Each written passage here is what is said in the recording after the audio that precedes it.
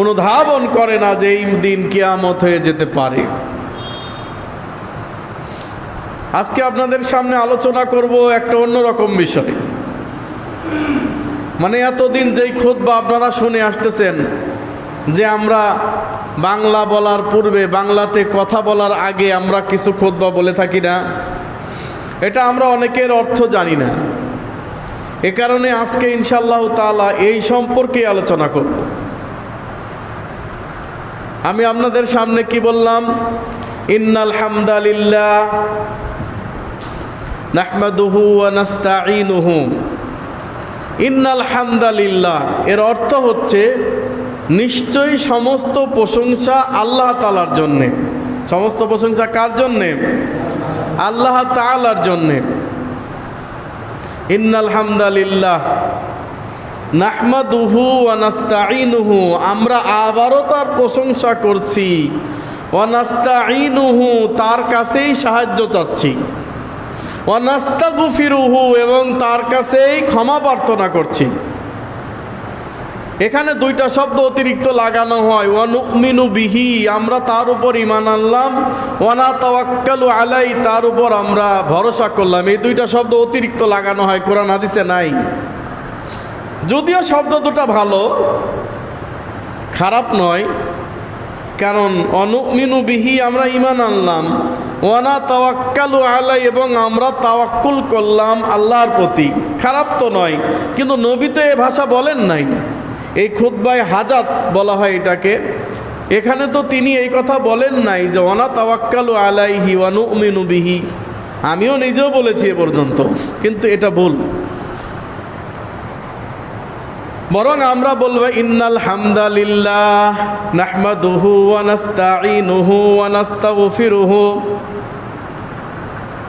ওয়া নাউযু বিল্লাহি মিন শুরুরি আনফুসিনা ওয়া মিন সাইয়্যাতি আমালিনা। ওই কথা দুটো বাদ দিব। ওয়া নাউযু বিল্লাহি, এবং আমরা আল্লাহ তাআলার কাছে আশ্রয় প্রার্থনা করছি সমস্ত খারাপ কাজ হতে, সমস্ত যত রকম খারাপ আমল আছে সেই সমস্ত আমল থেকে আমরা আল্লাহর কাছে আশ্রয় প্রার্থনা করছি, এবং উত্তম আমল করার তৌফিক আল্লাহর কাছে আমরা চাচ্ছি। তারপরে ওয়ানা শাহাদু, আল্লাহ অনেকে বলে থাকে, কিন্তু আপনি যদি ঈমান আনেন, হিন্দু থেকে মুসলমান হন, তো কি বলে সাক্ষ্য দিবেন? আশহাদু আল্লা ইলাহা ইল্লাল্লাহু ওয়া আশহাদু আন্না মুহাম্মাদান আবদুহু ওয়া রাসূলুহু। আপনি কি বলবেন অনাশহাদু? আশহাদু মানে আমি সাক্ষ্য দিচ্ছি, আর নাশহাদু মানে আমরা সাক্ষী দিচ্ছি। তাহলে আপনি আর একজনের দায়িত্ব নিতে পারেন না, কারণ সে কি করবে না করবে আপনি তার ব্যাপারে জানেন না। কিন্তু বড় বড় বক্তাগুলা এইখানে বলে থাকে ওয়ানাশহাদু, কিন্তু না, এখানে বলতে হবে আশহাদু আল্লা ইলাহা ইল্লাল্লাহু ওয়া আশহাদু আন্না মুহাম্মাদান আবদুহু ওয়া রাসূলুহু। আশহাদু আমি সাক্ষ্য দিচ্ছি যে আল্লাহ ছাড়া হক কোনো মাবুদ নাই, ইলাহা নাই, এবং মুহাম্মদ রাসূলুল্লাহ সাল্লাল্লাহু আলাইহি ওয়াসাল্লাম আল্লাহ তাআলার প্রেরিত বান্দা, প্রেরিত পুরুষ, রাসূল। বলেন সুবহানাল্লাহ। এই হলো এটার অর্থ। এরপরে আল্লাহর নবী কিছু আয়াত তেলাওয়াত করতেন, যেমন সূরা নিসার 1 নম্বর আয়াতটা তেলাওয়াত করতেন। কি বলতেন? বিসমিল্লাহির রহমানির রহিম। ইয়া আইয়ুহান নাসুত্তাকু রাব্বাকুমুল্লাযী খালাকাকুম মিন নাফসিন ওয়াহিদা ওয়া খালাকা মিনহা যাওজাহা ওয়া বাসসা মিনহুমা রিজালান কাসীরান ওয়া নিসা ওয়াত্তাকুল্লাহাল্লাযী তাসাআলুনা বিহি ওয়াল আরহাম ইন্নাল্লাহা কানা আলাইকুম রাকীবা। আল্লাহ বলছেন ইয়া আইয়ুহান নাস, হে মানব সম্প্রদায়, ইহুদি হও, খ্রিস্টান হও, হিন্দু হও, বৌদ্ধ হও, মাজুসি হও, যেই ধর্মেরই হও না কেন, আল্লাহ তাআলা সবাইকে ডাক দিলেন। ডাক দিয়ে বললেন, ইয়া আইয়ুহান নাস, হে মানব সম্প্রদায়, সেই আল্লাহ সুবহানাহু ওয়া তাআলাকে ভয় করো যে আল্লাহ সুবহানাহু ওয়া তাআলা তোমাদেরকে একজন ব্যক্তি থেকে সৃষ্টি করেছেন। কয়জন ব্যক্তি? কয়জন ব্যক্তি? সে কে ছিলেন? আদম আলাইহিস সালাতু ওয়াস সালাম। তার থেকে আমাদেরকে সৃষ্টি করেছেন। তো বলবেন যে আদম আলাইহিস সালাতু ওয়াস সালামের বিবি তো হাওয়া, তার থেকেও তো আমরা সৃষ্টি হয়েছি। কথা কারেক্ট, কিন্তু হাওয়া কার থেকে সৃষ্টি হয়েছে তা জানেন? পুরুষকে আল্লাহ তাআলা নিজ হাতে বানাইছেন। আদমকে কি করছেন? নিজের হাতে বানাইছেন। কিন্তু নারীকে কি নিজের হাতে বানাইছেন? না। হাওয়া শব্দটা আরবি হাই শব্দ থেকে এসেছে, যার অর্থ হলো জীবন্ত থেকে জীবন্ত, মানে জীবন্ত থেকে জীবন্ত সৃষ্টি। আদম আলাইহিস সালাতু ওয়াস সালামের বাম পাজরের হাড় খুলে নিয়ে তার থেকে আল্লাহ তাআলা হাওয়াকে সৃষ্টি করেছেন। এই জন্য নারীরা সবসময় পুরুষের অনুগামী। যদি কোনো নারী পুরুষের আনুগত্য মেনে না নেয়, সে বিরাট প্রেসিডেন্ট, তার স্বামী হয়তো সচিব, হতে পারে না? হতে পারে। কিন্তু তার আনুগত্য যদি মেনে না নেয়, একদিন দেখবেন সে হতাশাগ্রস্ত হয়ে যাবে। অনেকে বলে না যে আমার মেয়েটাকে এখন বিবাহ দিব না, আমার মেয়েটা একটু স্ট্যাবলিশড হোক। একটু কি হোক? একটু স্ট্যাবলিশড হোক। আরে বাবা, তুমি তো বোঝো না, তোমার মেয়েকে বিয়ে দেওয়া মানেই তোমার মেয়ে স্ট্যাবলিশড। তোমার মেয়ে লেখাপড়া করে ব্যারিস্টার হওয়ার জন্য জন্ম হয়নি তো, ওর জন্ম হয়েছে খালিদ বিন ওলীদের মতো একজনকে জন্ম দেওয়ার জন্য। বলেন সুবহানাল্লাহ। সালাউদ্দিন আইয়ুবীর মতো একজনকে জন্ম দেওয়ার জন্য সেই মা তোমাকে তৈরি করা হয়েছে। হ্যাঁ, ঈসা আলাইহিস সালাতু ওয়াস সালামের মতো নবীও একজন মায়ের গর্ভ থেকে এসেছেন কিনা? মুহাম্মদ রাসূলুল্লাহ সাল্লাল্লাহু আলাইহি ওয়াসাল্লাম, যিনি সর্বশ্রেষ্ঠ রাসূল পয়গম্বর, মায়ের পেট থেকে এসেছে কিনা? সেই নারীকে ভার্সিটিতে যাওয়ার জন্য পাঠানো হয় নাই। সেই নারীকে ডাক্তার, ইঞ্জিনিয়ার, বড় বড় কিছু হওয়ার জন্য পাঠানো হয় নাই। তাকে পাঠানো হয়েছে তোমার মাতৃত্ব দিয়া প্রমাণ করে দাও এই পৃথিবীর বুকে সর্বশ্রেষ্ঠ মানুষ তোমার পেট থেকে আসবে, সেজন্য তুমি প্রিপেইড হও। আর তোমার যখন বিবাহ হয়ে যাবে তখন তুমি স্ট্যাবলিশড হয়ে গেলে, স্বামী থাকা মানেই তুমি স্ট্যাবলিশড। আর যদি তোমার স্বামী না থাকে, তুমি কখনো স্ট্যাবলিশড হতে পারবা না। তোমার থাকতে পারে কোটি টাকা, তুমি হতে পারো প্রধানমন্ত্রী, হতে পারো অর্থমন্ত্রী, হতে পারো তুমি শিক্ষামন্ত্রী, কিন্তু তুমি স্ট্যাবলিশড নও। সর্বশেষ যখন রাতে ঘুমাতে যাও, তখন তোমার মনে পড়ে আমি তো স্ট্যাবলিশড নই, আমি তো পূর্ণ নই। কারণ নারী, পুরুষ ছাড়া নারী কখনো পূর্ণতা পায় না, আবার পুরুষ ছাড়াও, নারী ছাড়াও পুরুষ কখনো পূর্ণতা পায় না। একে অপরের পোশাক। হুন্না লিবাসুল লাকুম ওয়া আনতুম লিবাসুল লাহুন। আল্লাহ বলতেছেন পুরুষ হচ্ছে নারীর পোশাক, নারী হচ্ছে পুরুষের পোশাক। সুবহানাল্লাহ। কেউ কাউরে ছাড়া পূর্ণতা পায় না। সুতরাং আদম আলাইহিস সালাতু ওয়াস সালামকে আল্লাহ তাআলা সৃষ্টি করে বললেন, যাও জান্নাতে যা খুশি খাও, কোনো সমস্যা নাই, বেরাও। জান্নাতে যায় ঘুরে ফিরে, কিন্তু আদমের ভালো লাগে না। আল্লাহ তাআলা যখন সে আদম ঘুমিয়ে গিয়েছিল, তার বাম পাজর থেকে, সবচাইতে যে বাঁকা হাড় বাম পাজরের, সেখান থেকে হাওয়াকে তৈরি করলেন। আর এই বাঁকা হাড় থেকে সৃষ্টি করার কারণে তাদের স্বভাব কিছুটা বাঁকা থাকবে। আল্লাহ নবী সাল্লাল্লাহু আলাইহি ওয়াসাল্লাম বলছেন যে নারীর স্বভাব বাঁকা থাকবে, তুমি বেশি সোজা করতে যাও না, তাহলে ভেঙে যাবে। আবার একেবারে ছেড়ে দিও না, তাহলে বেশি বাঁকা হয়ে যাবে। কি করবে? মধ্যম পন্থা অবলম্বন করো। হ্যাঁ, বেশি রাগান্বিত হয়ে মারপিট করে একবারে হাড়হুড্ডি ভেঙে দিও না, আবার একবারে যা তোর মতো তুই চলে, অসুবিধা নাই, এরকমও করো না। মাঝখানে রাখো। প্রয়োজনে তাদের সজ্জা পৃথক করে দাও, প্রয়োজনে তাদেরকে হালকা মৃদু প্রহার করো, অথবা কি করো, একটা শাসনের লাঠি সবসময় ঘরে টানায় রাখো। এই যে লাঠি, বেশি তেরিবেরি করলে মার খাবা। বাচ্চারা জানি দেখে যে আব্বার ওই লাঠি, বেশি তেরিবেরি করলে কিন্তু দিবে। আজকের এই শাসনের লাঠি না থাকার কারণে আপনার স্ত্রী আপনার কথা শোনে না। বরং স্ত্রী আপনাকে অত্যাচার করে। বহু লোক মুখ ফুটে বলতে পারে না, কিন্তু সে তার স্ত্রীর কাছে নির্যাতিত। এখন নারী যতটা নির্যাতিত, তার চাইতে বেশি নির্যাতিত পুরুষটা, তাই না? বেশি নির্যাতিত পুরুষটা, কারণ শাসনের লাঠি কি করেছে? নামিয়ে ফেলেছে। অতিরিক্ত ভালোবাসা মহব্বত দেখাতে গিয়ে, বাচ্চার প্রতি অতিরিক্ত মহব্বত দেখাতে গিয়ে শাসনের লাঠিটা ছেড়ে দিয়েছে, যেই কারণে ওই ছেলে কথা শোনে না, ওকে ডাইনে যাইতে বলেও বামে চলে যায়। হ্যাঁ, রাসূল সাল্লাল্লাহু আলাইহি ওয়াসাল্লাম বলছেন যে তোমার সন্তানের বয়স যখন 7 বছর হবে, তখন তাকে সালাতের জন্য আদেশ করো, আর যখন তার বয়সটা 10 বছর হবে, অজরিবুহুম আলাইহিম, তখন তাদেরকে পিটাও। ব্যাস, সন্তান দুষ্টামি করেছে, স্কুলে যায় নাই, এই কারণে সন্তানকে বহুবার পিটিয়েছেন, কিন্তু যেই সন্তান সালাত আদায় করে নাই, সেই সন্তানকে আপনি পিটান নাই। বরং বলেছেন যে এত ঠান্ডার ভিতরে ফজরের নামাজে যাওয়া লাগবে না। তাই তো সেই সন্তান এমন হয়েছে, ইসলাম ভুলে গেছে, ইসলামের মৌলিক বুনিয়াদ ভুলে গেছে। এখন কেউ যদি বলে যে আপনি ফরজ নামাজ পড়েন নাই, ফজরের সামনে আইসেন না, তার সাথে ঝগড়া লাগাই দেয়। বলেন কতটা নৈতিকতার অবক্ষয় হলে মানুষ এমন করতে পারে? আশ্চর্য। তো বলছিলাম, আদম আলাইহিসসালাম থেকে তৈরি করলেন এবং তাদের স্বভাব কিছুটা বাঁকা থাকবে, হ্যাঁ, সৃষ্টি করলেন এবং বললেন আংতা অস্কুন ও জাউজুকাল জান্নাহ ওয়া কুলা মিনহা রাগাদান হাইসু শি'তুমা ওয়ালা তাকরাবা হাযিহি শাজারাতা ফাতাকুনা মিনাজ জালিমিন। আদম আর হাওয়া, তোমরা জান্নাতে প্রবেশ করো এবং সেখান থেকে যা ইচ্ছা খাও।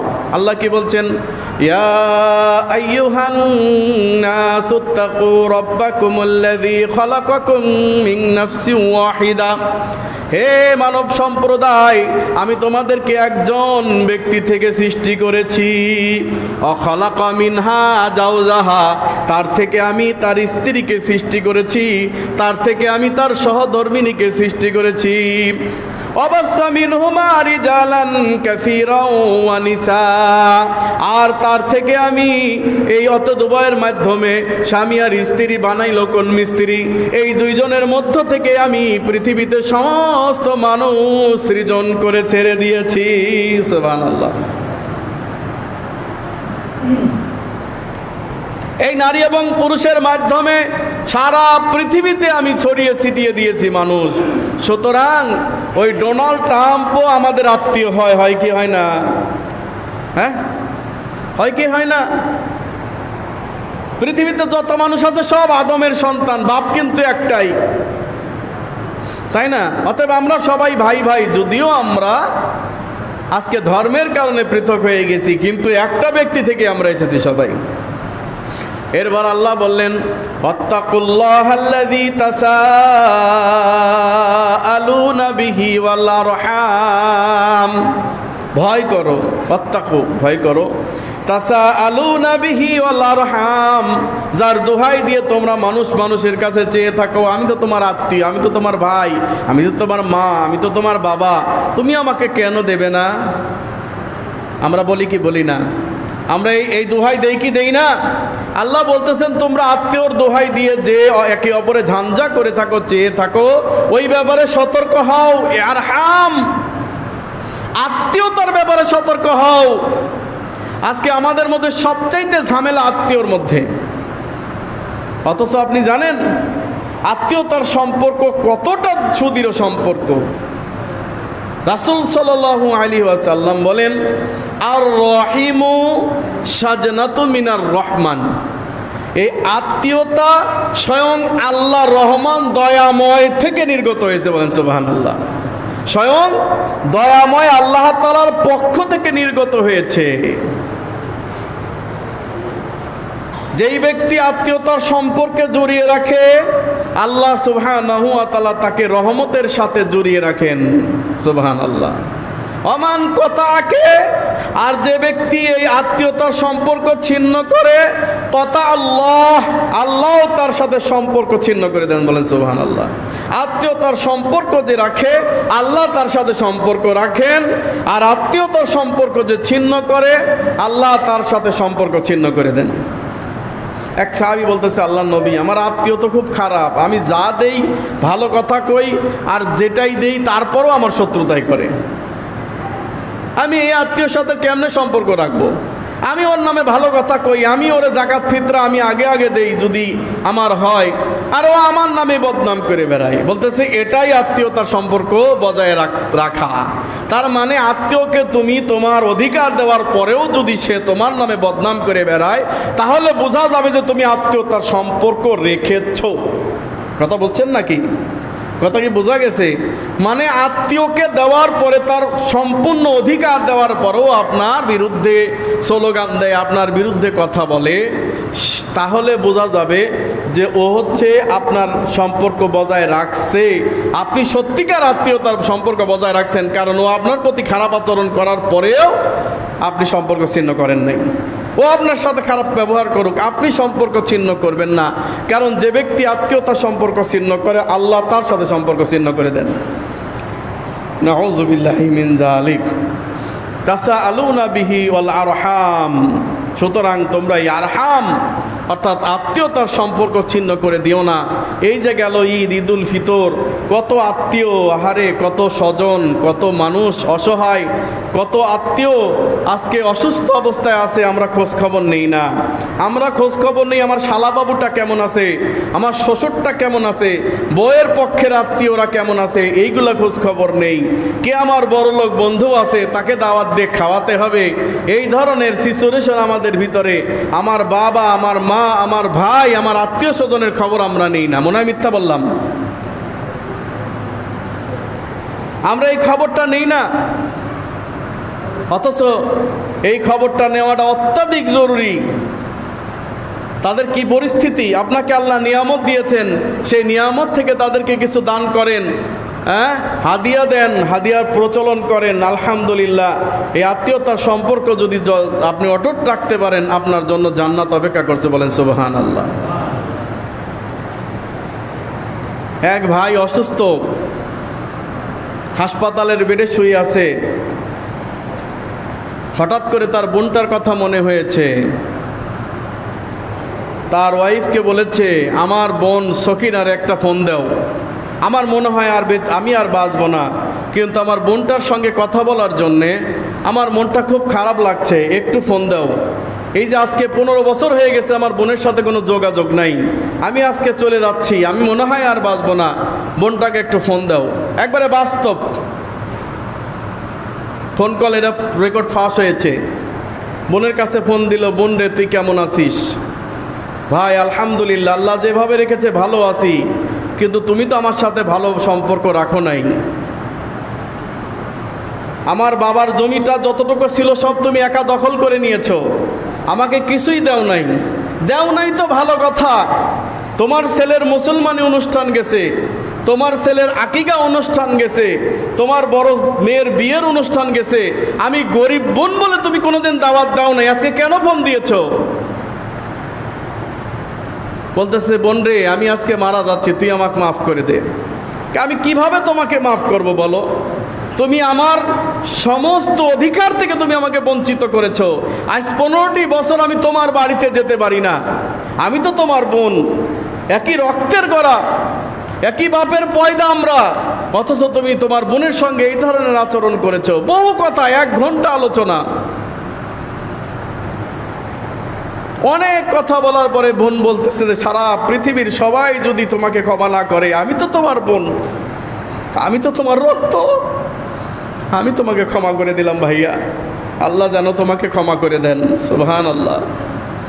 আজকে অনেক ভাই আছে বোনের খোঁজ খবর নেয় না, কারণ বোন হয়তো বা জোর করে বলছে যে আমার সম্পত্তিকে দিতে হবে, এরপর সম্পর্ক ছিন্ন করে দিয়েছে।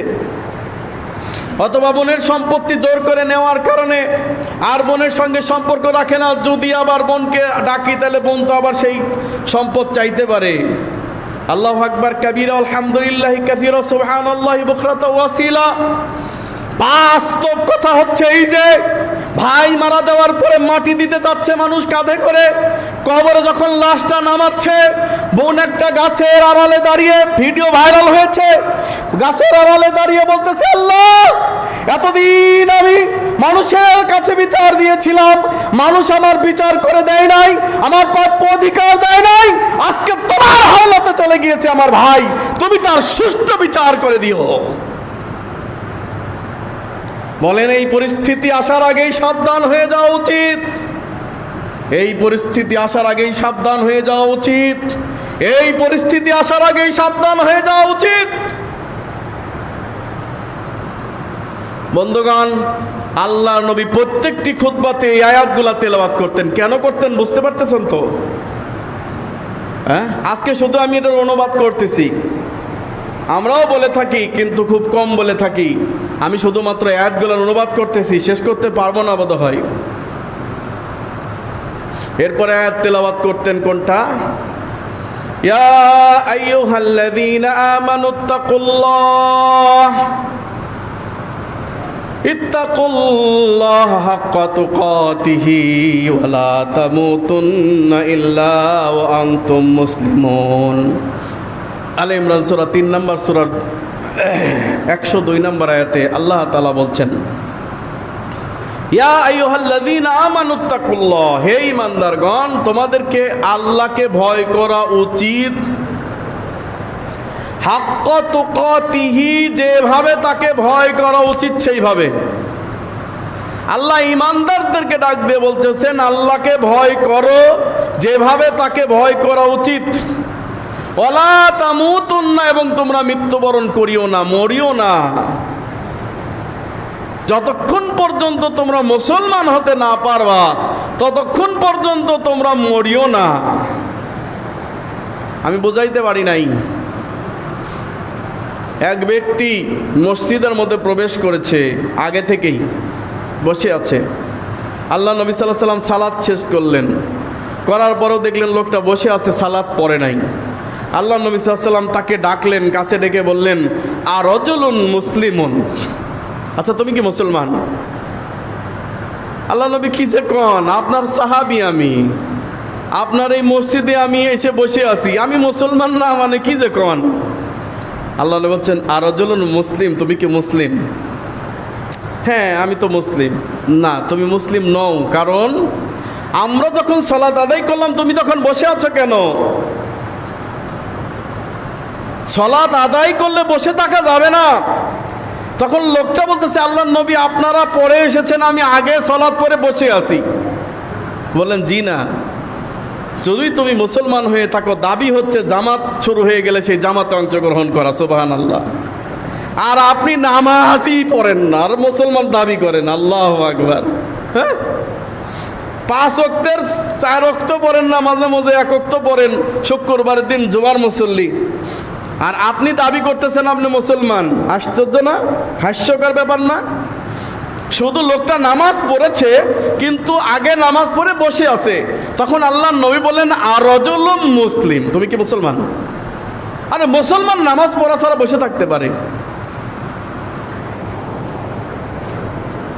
আচ্ছা, মনে করেন আপনি এখন ফরজ সালাত পড়ে বসে আছেন, কেউ নাই, জামাত হয়ে গেছে, আবার 3-4 জন লোক এসে দাঁড়ালো, আপনার উচিত কি হবে বলেন তো? ওদের সাথে অংশগ্রহণ করা। তাহলে আপনি জামাতের সবটা পাবেন, আর আগের যেটা বলেছেন সেটা নফল বলে পরিগণিত হয়ে যাবে, সুবহানাল্লাহ। সাহাবীরা কি করতেন জানেন? একজন লোক এসে দাঁড়ায় গেছে একা, তো তার তো জামাতের দরকার, সে কিন্তু সালাত পড়ে বসে আছে, সে তার সাথে আবার দাঁড়ায় গেল, যাতে ওই লোকটা জামাত পায় আর উনিও নফলের একটা সওয়াব পাবে, বলেন সুবহানাল্লাহ। যেই ব্যক্তি মসজিদে বসে থাকবে, জামাতে নামাজ পড়েছে, এই কারণে আল্লাহ নবী বললেন যে আমরা জামাত পড়লাম, তুমি বসে থাকলা কেন? আর রাজুলুম মুসলিম, তুমি কি মুসলমান? আর আমরা নামাজ সালাত আদায় না করেও নিজেদেরকে মুসলমান দাবি করলাম, আউযুবিল্লাহ। কি পরিস্থিতি!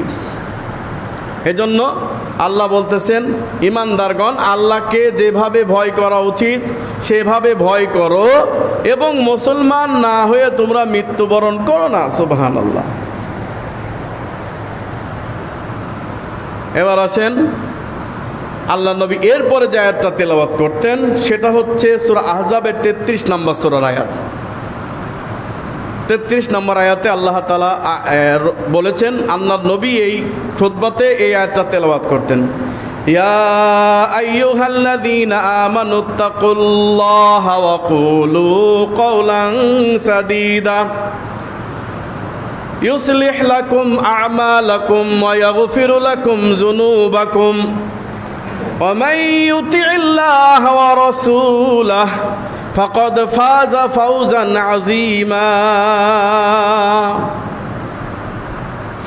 আল্লাহ বলেন, ইয়া আইয়ুহাল্লাযীনা আমানুত্তাকুল্লাহ, হে ঈমানদারগণ যারা আল্লাহকে ভয় করো, আল্লাহকে ভয় করো, অকুলু কওলান সাদীদা, এবং সঠিক সত্য কথা বলো।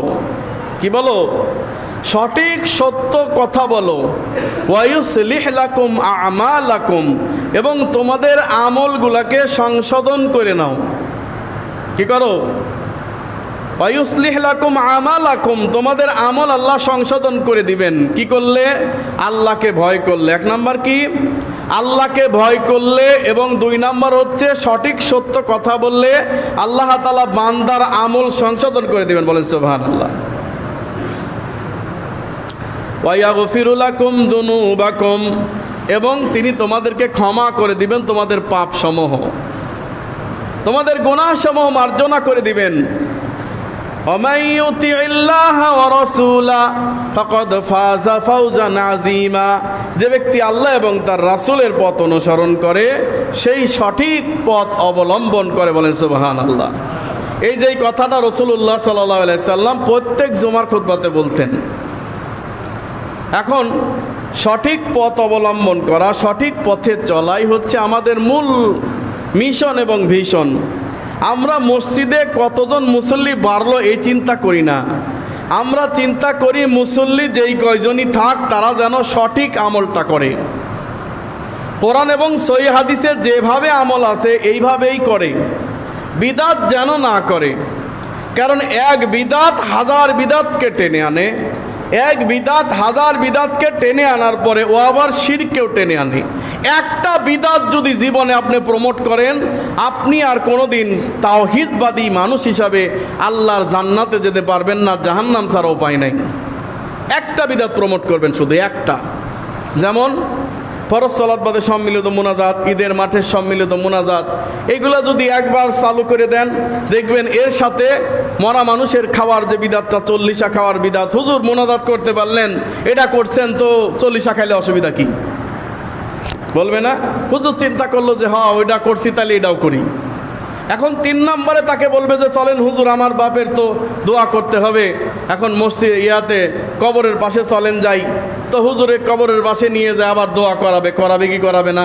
হুজুর যখন বলবে যে না ভাই এটা তো বিদাত, তখন বলবে যে হুজুর আপনি মুনাজাত করতে পারছেন, 40 খাইতে পারলেন, আর এখন আমার বাপের কবরে যায় একটু 2 হাত তুলে দোয়া করবেন, এটা পারবেন না। হুজুর 3 নাম্বারটা করবে। এইভাবে আস্তে আস্তে 1000 বিদাত করতে করতে শিরকের পর্যায়ে চলে যাবে।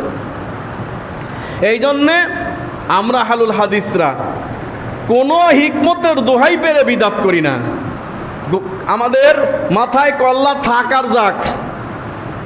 আলহামদুলিল্লাহ আপনাদের দোয়ায় সারা বাংলাদেশের আনাচে কানাচে বহু জায়গায় মাহফিল করেছি। গত বছরের আগের বছরে 10টা জায়গায় হানাফি এলাকায়, মাঝহাবি ভাইদের এলাকায় মাহফিল করেছি, কিন্তু কখনো বিদাত করাইতে পারে নাই। এবং বলে গেছে মাশাআল্লাহ বাঘের বাচ্চার মতো কথা বলে গেছে। এই কথা বলতে বাধ্য হয়েছে। এবং এতদিন যে ওয়াজ শুনছি, এগুলা কি শুনছি? এটাই তো ওয়াজ। হ্যাঁ, কোরআন হাদিসের রেফারেন্স সহ, কোরআন হাদিস সহ আলোচনা, এগুলো তো জীবনে শুনি নাই। খালি কিস্সা কাহিনী, বাপের কিস্সা, দাদার কিস্সা, তমকের কিস্সা, তমকের কিস্সা, এইগুলা শুনে শুনে সময় পার করছি। কোনোদিন তো কোরআন হাদিসের এই যে মজা, এটা বুঝি নাই। এই জন্য বিদাতকে কোনোভাবেই প্রমোট করা যাবে না। যদি কোনো একটা বিদাতকে প্রমোট করেন, তাহলে হাজারো বিদাতের দোয়ার খুলে যাবে, হাজারো বিদাতের মাধ্যমে শিরিক আপনার আমলের মধ্যে ঢুকে যাবে, যার কারণে আপনার জাহান্নাম অবধারিত হয়ে যাবে, জান্নাত বরবাদ হয়ে যাবে।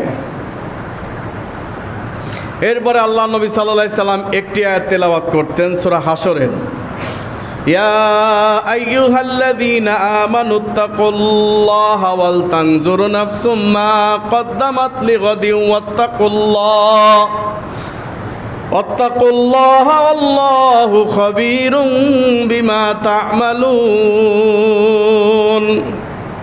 আল্লাহ বলেন, হে ঈমানদারগণ, অল তানজুর নাফসুম মা কদ্দামাত লিগাদিন, প্রত্যেকেরই ভেবে দেখা উচিত আগামী কালকের জন্য সে কি প্রেরণ করেছে। প্রত্যেকেরই ভেবে দেখা উচিত আগামী কালকের জন্য সে কি প্রেরণ করেছে। আগামীকাল কোন কাল?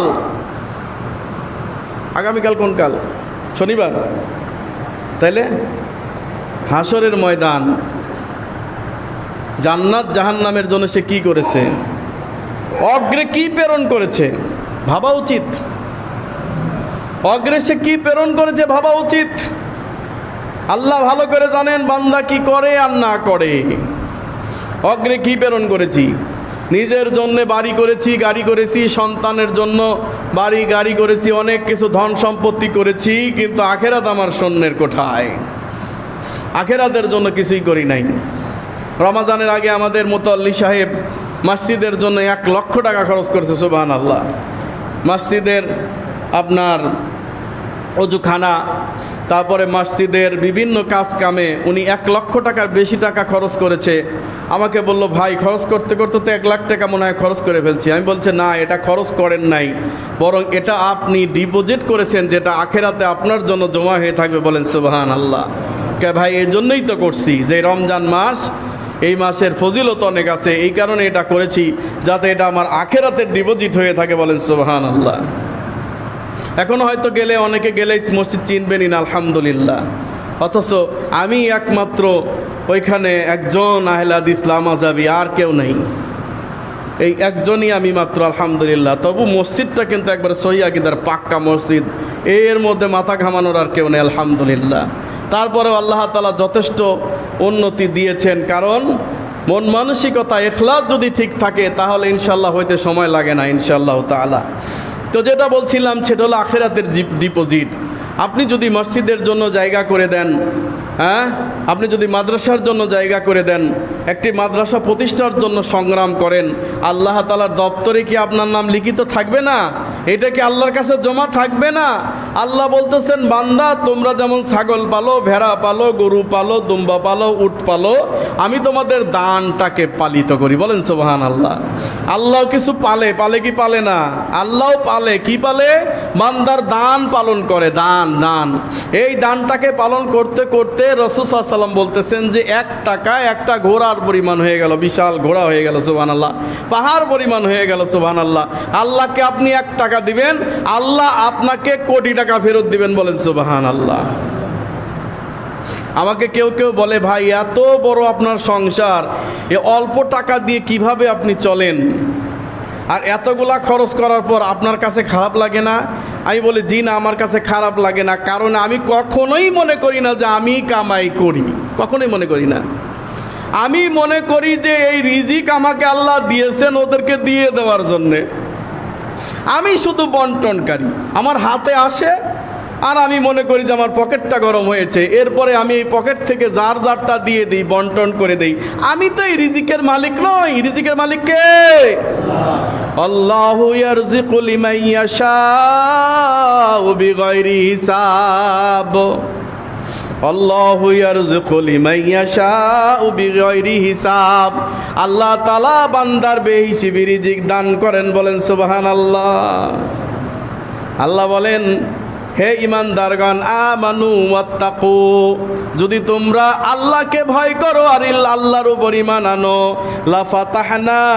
লাফাতাহনা বারাকাতাম মিনাস সামাই ওয়াল আরদ, আসমান এবং জমিনের বরকতের দুয়ার খুলে দেব।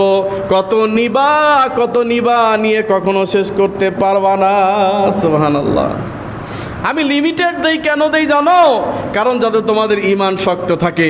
পৃথিবীর সর্বশ্রেষ্ঠ মানুষ দিনের পর দিন না খেয়ে থেকেছেন, পেটে পাথর বেঁধেছেন। আয়েশা রাদিয়াল্লাহু তাআলা আনহা বলছেন যে 2 মাস আমাদের ঘরে কোনো চুলা জ্বলে নাই। উরওয়া বিন জুবায়ের বলতেছেন, খালা কি যে কন, 2 বছর যদি 2 মাস যদি চুলা না জ্বলে তাহলে বাঁচছেন কি করে, খাইছেন কি, কেমনে কি? মানুষ কি 2 মাস পর্যন্ত বেঁচে থাকতে পারে না খেয়ে? তখন আয়েশা রাদিয়াল্লাহু তাআলা আনহা বলতেছেন, আমরা 2টা কালো জিনিসের মাধ্যমে বেঁচে থেকেছি। এক হচ্ছে বিলমা, হচ্ছে পানি, আর এক হচ্ছে খেজুর। একটা খেজুর খেয়ে 2 গ্লাস পানি খেয়ে নিয়েছি। সুবহানাল্লাহ। হ্যাঁ, আচ্ছা এত রাহমাতুল্লিল আলামিন পৃথিবীর সর্বশ্রেষ্ঠ মানুষ, যিনি ইশারা করলে পাহাড় স্বর্ণ হয়ে যেতে পারতো না, পুরা মদিনা স্বর্ণ হয়ে যেতে পারতো না, তাহলে এই লোকটা এত কষ্ট করলো কারণ কি জানেন? একটাই কারণ, যে উম্মতকে যদি প্রাচুর্য দেওয়া যায়, সে উম্মত ইবাদত করবে না, প্রাচুর্য নিয়ে থাকবে। তাদেরকে জান্নাতের জন্য তৈরি করার জন্যে স্বর্ণ 22 ক্যারেটের স্বর্ণ প্রমাণ করার জন্য যেমন আগুনে জ্বালানো হয়, তেমনি সাহাবায়ে কেরামকে আগুনে জ্বালিয়ে পুড়িয়ে ছারখার করে নিয়েছে জান্নাতের জন্য। বলেন সুবহানাল্লাহ। এই জন্য বান্দা, মুমিন বান্দার কষ্ট থাকবে, অভাব থাকবে, এর ভিতরে সে দান করবে, এর ভিতরে সে চলাফেরা করবে, এর ভিতরে সেই থাকবে, আল্লাহ তাআলা তাকে জান্নাতের জন্য প্রিপেইড করে নেওয়ার জন্য। বলেন সুবহানাল্লাহ।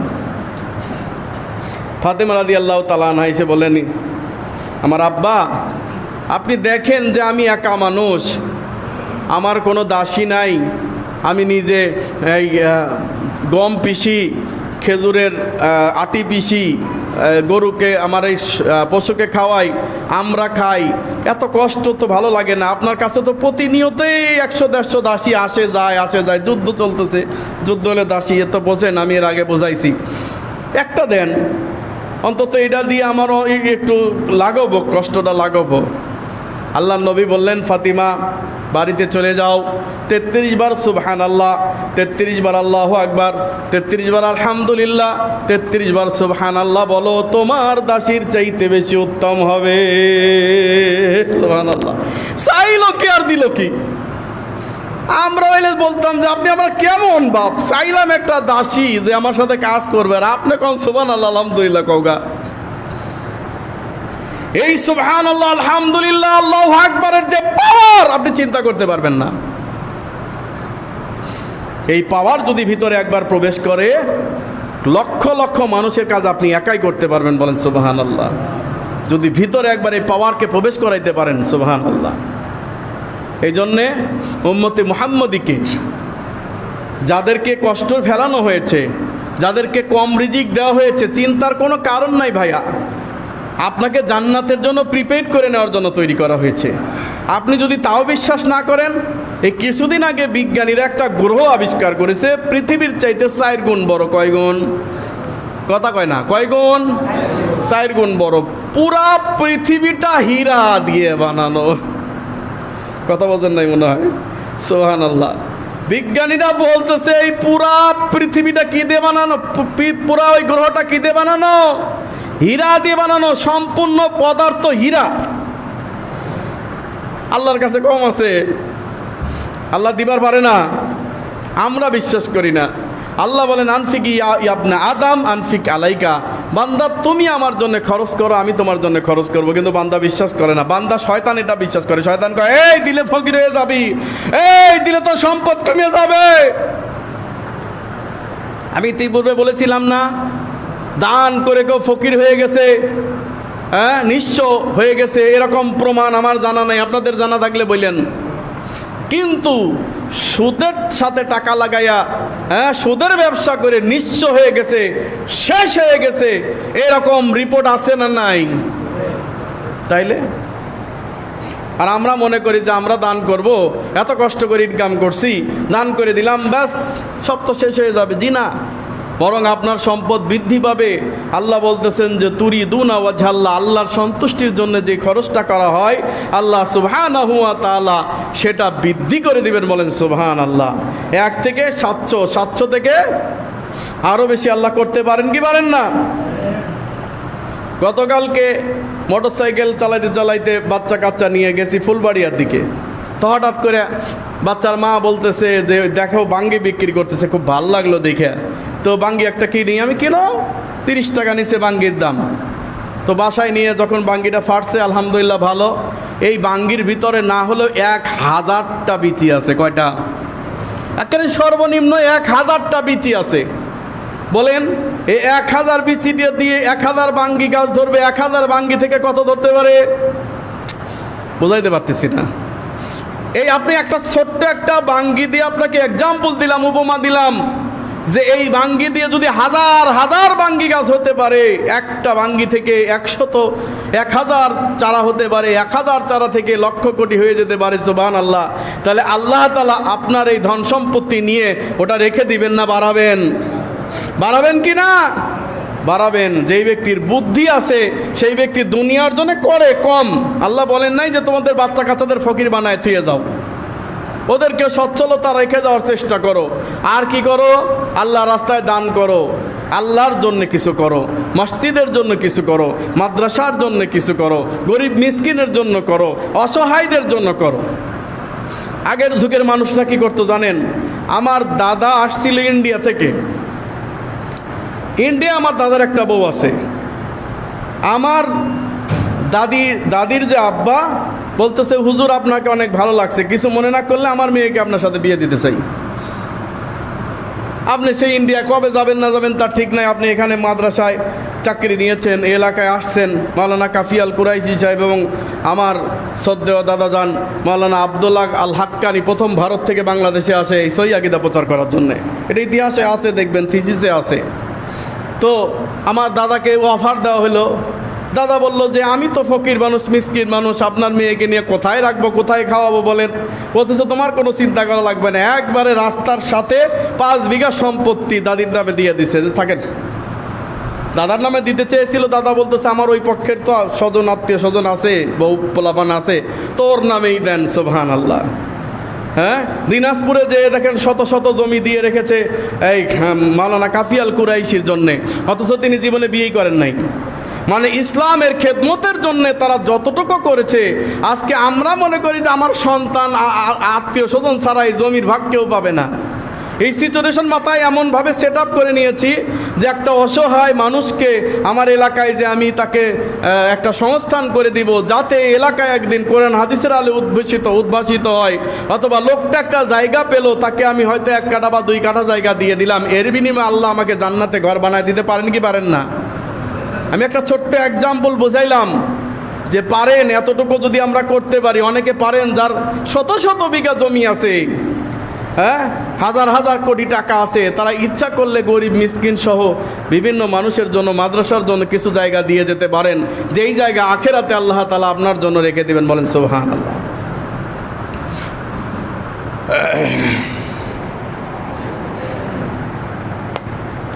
এরপরে রাসূলুল্লাহ সাল্লাল্লাহু আলাইহি সাল্লাম একটি হাদিস বলতেন, আম্মা বা'দু ফাইন্না খায়রাল হাদিসি কিতাবুল্লাহ। অতঃপর সবচাইতে উত্তম বাণী হচ্ছে আল্লাহর এই কিতাব, এই কোরআন। সুবহানাল্লাহ। খায়রুল হাদি মুহাম্মাদিন সাল্লাল্লাহু আলাইহি সাল্লাম। সর্বশ্রেষ্ঠ হেদায়াত, সর্বশ্রেষ্ঠ পথ প্রদর্শনকারী হচ্ছে নবী মুহাম্মদুর রাসূলুল্লাহ সাল্লাল্লাহু আলাইহি ওয়াসাল্লাম। আল্লাহর নবীর পথই হচ্ছে সর্বশ্রেষ্ঠ পথ। এই পথ ছাড়া আর কোনো পথ থাকতে পারে না, আর কোনো মত থাকতে পারে না। নবী মুহাম্মদুর রাসূলুল্লাহ সাল্লাল্লাহু আলাইহি সাল্লামের পথ হচ্ছে সর্বোত্তম পথ এবং পদ্ধতি। আশারুল উমুরি মুহদাসাতুহা ওয়া কুল্লু মুহদাসাতুম বিদআ ওয়া কুল্লু বিদআতিন দালালা ওয়া কুল্লু দালালাতিন ফিন্নার। এছাড়া যত পথ আছে সব ভ্রষ্টতার পথ। কোরআন হাদিস বাদে যত পথ আছে সব ভ্রষ্টতার পথ। আর এই ভ্রষ্টতার পথ হচ্ছে জাহান্নামের দিকে নিয়ে যায়। বিদআত হচ্ছে এমন একটি জিনিস যা আল্লাহ করে নাই, তা রাসূল করেন নাই, তা সাহাবায়ে কেরাম করেন নাই, আল্লাহ নবী কোনো অনুমোদন দেন নাই, এমন কাজ ভালো মনে করে করাও বিদআত। আর এই বিদআতের কারণ হচ্ছে জাহান্নাম। যদিও সেটা সুন্দর আমল মনে হয়, যদিও সেটা ভালো আমল মনে হয়, এর কারণে জাহান্নাম ছাড়া উপায় নাই।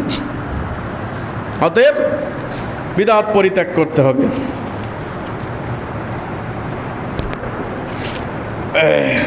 আল্লাহ সুবহানাহু ওয়া তাআলা বলেন পবিত্র কোরআনে সূরা মাউন, আরাআইতাল্লাযী ইউকাযযিবু বিদ্দীন। হে নবী, আপনি কি তাকে দেখেন নাই যে ব্যক্তি বিদ্দীন, দিনকে অস্বীকার করে, দিনকে মিথ্যা প্রতিপন্ন করে। এখানে দিন বলতে কি বোঝানো হয়েছে বলেন তো?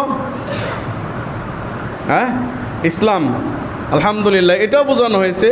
তবে এখানে বোঝানো আর দিন বলতে বোঝানো হয়েছে কিয়ামতের দিন, অর্থাৎ হাসর ময়দানের দিন, আখেরাতকে বোঝানো হয়েছে।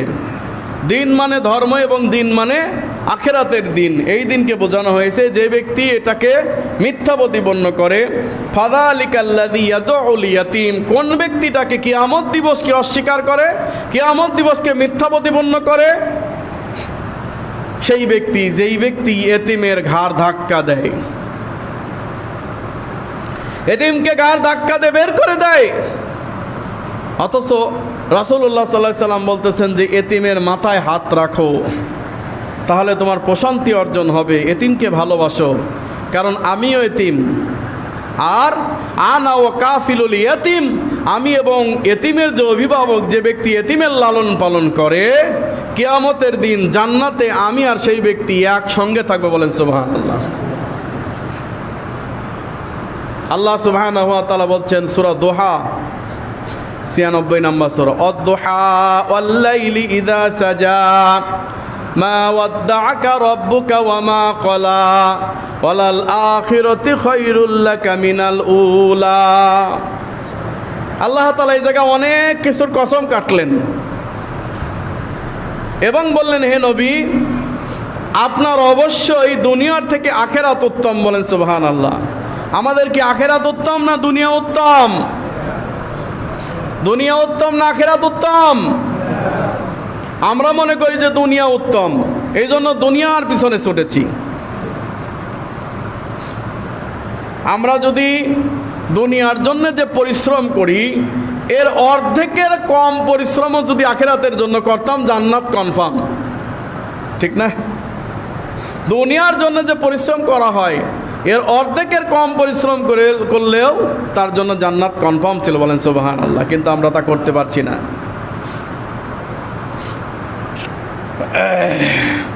ওয়ালা সাউফা ইউতিকা রাব্বুকা ফাতারদা, অচিরেই আপনাকে আল্লাহ সুবহানাহু ওয়া তাআলা এত পরিমাণ দিবেন যে আপনি সন্তুষ্ট হয়ে যাবেন। বলেন সুবহানাল্লাহ। এরপর আল্লাহ তাআলা বলতেছেন, হে নবী, আপনি কি পথভ্রষ্ট ছিলেন না? আপনার কোনো পথ জানা ছিল না? আপনি কি এতিম ছিলেন না? ছিলেন তো। ফাআম্মাল ইয়াতীমা ফালা তাকহার, সুতরাং হে নবী, আপনি এতিমকে গালি দিবেন না। সুবহানাল্লাহ। নবী এতিমকে গালি দিতে পারে? এটা মূলত উম্মতকে বোঝানো হয়েছে, এতিমকে গালি দিবেন না। ওয়া আম্মাস সাইলা ফালা তানহার, কোনো ব্যক্তি কিছু চাইতে আসলে তাকে আপনি হাইকোর্ট দেখায় দিয়েন না। এই বেটা, এই তোর গায়ে শক্তি আছে, তুই কিসের জন্য চায় খাস? এই বেটা, এই তুই খালি ভিক্ষা করিস, তোর কাম করে খাওয়া যায় না। পরিবেশ পাল্টে যেতে পারে, আপনি ওই ফকিরের হাতে ওই থালা আপনার হাতে চলে আসতে পারে। পারে কি পারে না? হ্যাঁ, তাকে বোঝাইতে পারেন যে বা তোমার যেহেতু সামর্থ্য আছে, তুমি কাম করে খাও, আমি তোমাকে সহযোগিতা করি, ভালো কি মন্দ, কিন্তু তাকে গালি দিয়েন না। এমনকি হাদিসে আছে যে যদি ঘোড়ায় চড়ে কেউ ভিক্ষা চাইতে আসে, তাকে দেওয়ার সাইলকারী চাইলে দিতে হবে। আপনার সামর্থ্য থাকলে আপনি তাকে দিবেন, যাই পারেন দেন, কিন্তু গালি দিয়েন না।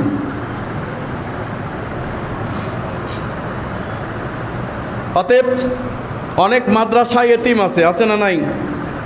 এই এতিমকে যারা তাদের খাবার জন্য সহযোগী, একজন এতিমের খাইতে মাসে মনে করেন 3000 টাকা খরচ হয়। এই 3000 টাকা যদি কোনো ব্যক্তি এতিমের জন্য খরচ করে, তো রাসূলুল্লাহ সাল্লাল্লাহু আলাইহি ওয়াসাল্লাম বলছেন, আনা ওয়া কাফিলুল ইয়াতীম, আমি এবং এতিমের অভিভাবক কিয়ামতের দিন একসঙ্গে জান্নাতে থাকবো। বলেন সুবহানাল্লাহ। কত হাজার হাজার টাকা আমাদের চলে যায়। চায়ের স্টলে বসলে প্রতিদিন কমপক্ষে 200 টাকা খরচ হয়ে যায়। এরকম লোক আছে না নাই? তো 200 টাকা যদি খরচ হয় মাসে কত? 6000। 100 টাকা কমায় দেন, আর 100 টাকা এতিমের জন্য রাখেন। যে একজন এতিম, সে লেখাপড়া করে মানুষের মতো মানুষ হোক, কোরআন হাদিস শিক্ষা অর্জন করুক, কোরআনের বাণী প্রচার করে বেড়াক। ও যতদিন পর্যন্ত কোরআনের বাণী প্রচার করে বেড়াবে, ততদিন পর্যন্ত আপনি মরে গেলেও আপনার কবরে সব পৌঁছতে থাকবে সাদকায়ে জারিয়া। বলেন সুবহানাল্লাহ। অথচ শুধু এতিম নয়, অনেক মিসকিনও আছে, যাদের বাবা আছে, মা নাই, মা আছে, বাবা নাই, বাবা মা দুজনই আছে, কিন্তু কেউই নাই। বোঝেন নাই মনে হয়? এদিকে বাবা একটা বিয়ে করে ভাগছে, ওইদিকে মা আর একটা বিয়ে করে ভাগছে। এই ছেলেটা বেশি এতিম না? কথা কয় না, এই ছেলেটা বেশি এতিম না? কিন্তু আমরা দেখি কি যে বাপ মরছে কিনা সে তাকেই বড় এতিম মনে করি। মা মরলে এতিম হয় না, বাপ মরলে এতিম হয়। তা আমরা দেখি যে বাপ মরছে কিনা সে বড় এতিম দেখি, কিন্তু এমন কিছু পরিস্থিতি আছে, আমরা তো এতিমখানা চালাতে গিয়ে আমরা দেখেছি যে বেশিরভাগ সমস্যাটা হয়, অনেক মা দেখা যাচ্ছে গার্মেন্টসে চাকরি করে, তার ছেলে বা মেয়েকে পড়াইতে দিছে, বলতেছে যে স্বামী যে কই গেছে আর খোঁজ খবর নাই। আবার কিছুদিন পর দেখা গেল যে মাদ্রাসায় ভর্তি করে দেয়, এই মা যে ভাগছে আর খবর নাই। তো এই ছেলেটার ঈদ কিন্তু আমাদের সাথেই হয়, সে বাড়িতে যেতে পারে না। এই বাচ্চা কাচ্চাগুলো বড় অসহায়, বরং তার এতিমের চাইতে বেশি অসহায়। এ সমস্ত এতিম অসহায়ের দায়িত্ব যদি আমরা নিতে পারি, আল্লাহ তাআলা অবশ্যই কিয়ামতের দিন রাসূলুল্লাহ সাল্লাল্লাহু আলাইহি ওয়াসাল্লামের সাথে সেই ব্যক্তি জান্নাতে থাকতে পারবে ইনশাআল্লাহ তাআলা। এমনও ঘটনা ঘটেছে যে আপনার সন্তানের পিছনে আপনি লক্ষ লক্ষ টাকা খরচ করাইছেন। এই যে আমার এক সম্বন্ধী আছে, তার মেয়ের মেধা একটু ভালো, শুধুমাত্র ক্যাডেট কলেজের চান্স পাওয়ানোর জন্যে ময়মনসিং একটা জায়গায় ভর্তি করে দিয়েছে, মাসে 15,000 টাকা তার পিছনে খরচ দেওয়া লাগে। কত? 15,000 টাকা। বেচারা বেতনই পায় 20,000 টাকা। কিন্তু যত কষ্টই হোক মেয়েটাকে ক্যাডেট কলেজে ভর্তি করাইতে হবে। তো অথবা আপনার ছেলেকেই ক্যাডেট কলেজে ভর্তি করালেন, পাশাপাশি একটা এতিম মানুষ করছেন। দেখবেন একদিন ওই ছেলেটা আপনাকে বৃদ্ধাঙ্গুলি দেখিয়ে আমেরিকায় চলে যায়, বলবে বাপ তোরে আমি চিনি না, মা চিনি না, আমি এখন স্বাবলম্বী হয়ে গেছি, তোদের চিনার দরকার আছে? চেনার দরকার নাই। ওর মতো ওর আরেকজন সেটেল করে আরেকজন মহিলা বিয়ে করবে, এমন একটা মেয়ে বিয়ে করবে যে মেয়ে মানে তার চাইতে বেশি বড় লোক, তখন সে তারে পরিচালনা করবে। বলে ওইসব বাদ দাও তো, ওইসব চিন্তা চেতনা করলে হবে না।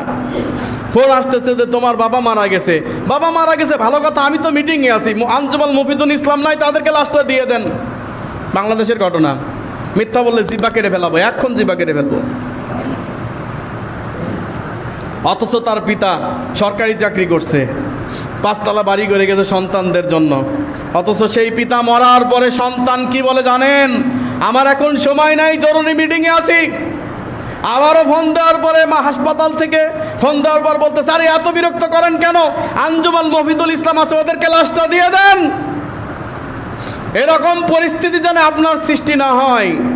একদিন আপনার সন্তান আপনাকে ছেড়ে যাবে, কিন্তু যেই ছেলেটাকে আপনি কষ্ট করে একটু মানুষ করেছিলেন, এতিম মিসকিন, এই সন্তানটা একদিন আপনার ওই সময়ে কঠিন পরিস্থিতিতে এসে ইনশাল্লাহ সহযোগিতা করবে। এর প্রমাণ অনেক আছে। কথা বোঝেন নাই? আল্লাহ সুবহানাহু ওয়া তাআলা আমাদেরকে ভালো কাজ করার তৌফিক